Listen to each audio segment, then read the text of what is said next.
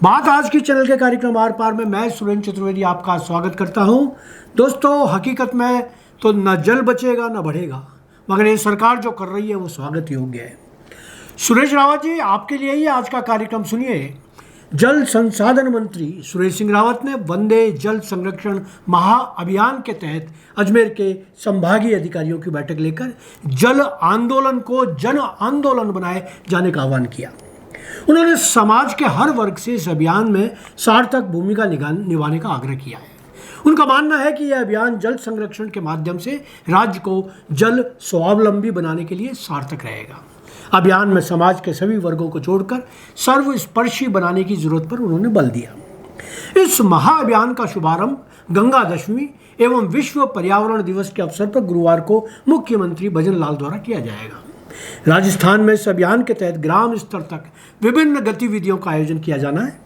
अभियान में सुरेश रावत ने सभी जनप्रतिनिधियों से आग्रह किया है कि वे अपने अपने क्षेत्र के जल स्रोत पर आयोजित गतिविधियों में भाग लें।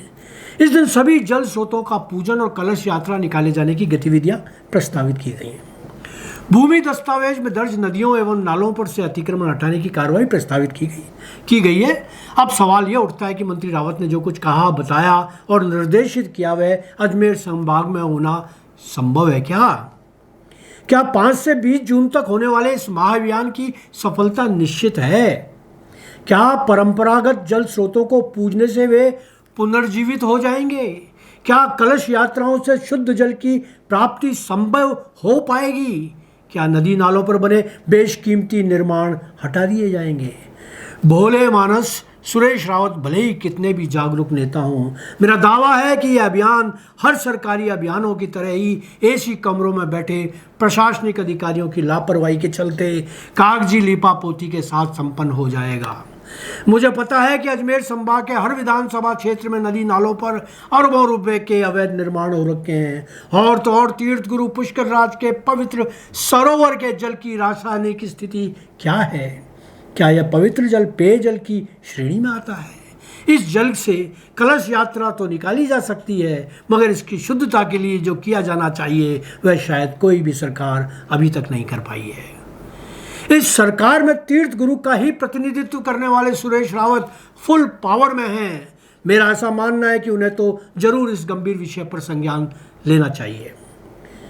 अजमेर संभाग के 99% परंपरागत जल स्रोत परमात्मा को प्यारे हो चुके हैं। उनको पुनर्जीवित करने की जगह हम और हमारे नेता सिर्फ इनका पूजन वंदन करके ही अखबार का पेट भर देते हैं। इनकी सुधि कोई नहीं लेता। इस बार संवेदनशील नेता सुरेश रावत क्या कर पाते हैं, ये देखने वाली बात होगी। यदि राजस्थान के मुख्यमंत्री भजन लाल इन जल स्रोतों का वास्तव में पुनर्भरण चाहते हैं और इसके लिए उनमें प्रबल इच्छा शक्ति है, तो वह सिर्फ 2 काम करके दिखा दें। सिर्फ 2 काम। पहला तो राज्य के सभी परमात्मा को प्यारे हुए जल स्रोतों को पुनर्जीवित कर दें। दूसरा, सभी नालों और तालाबों नदियों पर के पेटे में बने निर्माणों को ध्वस्त करवा दें, अतिक्रमण मुक्त करवा दें। बस ये 2 काम करके दिखा दें तो राज्य की जनता उनको कभी ना हारे जाने का वरदान से फलीभूत कर सकती है।